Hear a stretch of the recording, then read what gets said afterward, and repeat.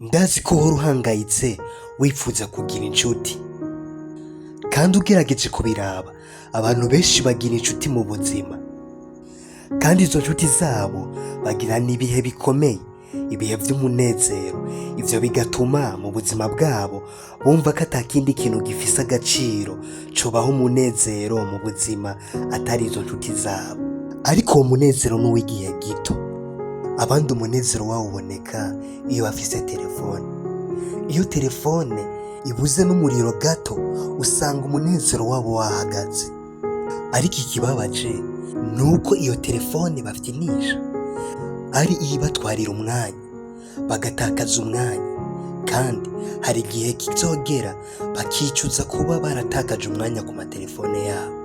N'uwo munezero ugerageje kuwuraba utangwa n'amatelefone y'iki gihe usanga nawe nyene ata kamaro ugirira umuntu. Hari uwundi munezero utangwa n'amahera. Vy'ukuri amahera aratanga umunezero, kuko uwutayafise ntiyigera yumva akamerewe neza. Naho abenshi babigwanya bakavuga ngo amahera nta munezero atanga, iyo ukurikiranye neza uwuyafise hari ukundi kuntu afatwa muri sosiyete kwiza, bigatuma abaho asa nk'uwunezerewe. Naho bimeze uko, iyo wegereye abantu basanzwe bafise amahera, nabo nibanezerewe bahora bifuza kuronka ayaruta ayo bafise kugira ngo bumve yuko mu mitima yabo bonezerwa. Nimba rero abafise amahera nabo barinda bapfa barondera ayandi kugira baronke umunezero, bisha bitahurika ko ata munezero uri mu mahera, kuko abayafise nabo nyene bakomeza kumva muri bo bashaka umunezero wo kuronka ibindi vyinshi kuruta ivyo bafise, ngo niho boronka umunezero.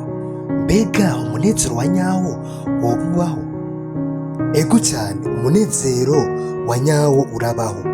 Iyo turavye mu gitabo ca Bibiliya mu vyakozwe n'intumwa 16 umurongo wa 25, aho tubona abakozi b'Imana babiri Pawulo na Sila bari mw'ibohero, maze nko mu gicuku bariko barasenga baririmbira Imana, izindi mbohe zibumva, isi ikiranyiganyiga cane giturumbuka, bituma amatanguriro y'inzu y'ibohero anyiganyiga.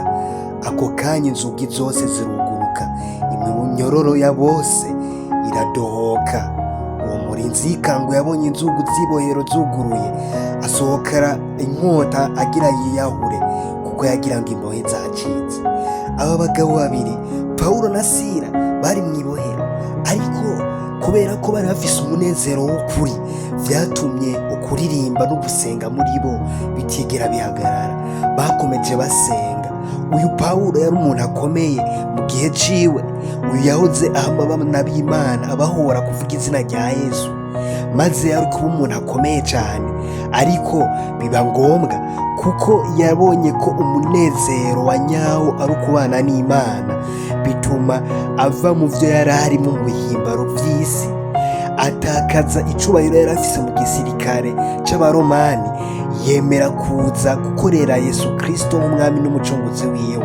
Aha duhejeje gusoma yatanguye gufatwa ajanwa mu mabohero kuko kuvuga izina rya Yesu, ariko kuko muri we yari afise umunezero w'ukuri, wa munezero utandukanye n'iminezero twatanguye tuvuga.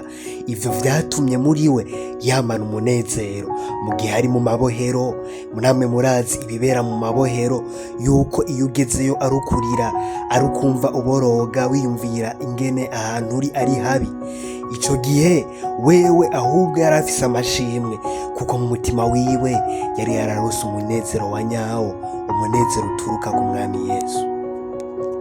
Iyo dusomye mu Baheburayo 11 ku murongo wa 24, tuhabona amajambo akomeye cyane.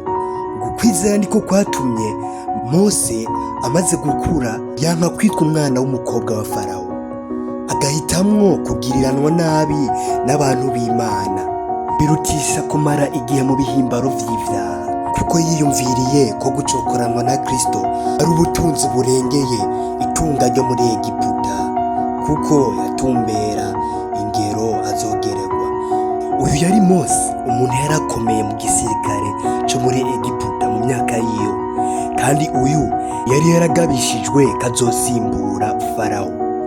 Ariko ivyo yaravyirengagije, abona ko gucokoranwa n'ubwoko bw'Imana ari ivy'igiciro kuruta kwirundaniriza ubutunzi bwo kw'iyi si n'ibihimbaro vy'iyi si.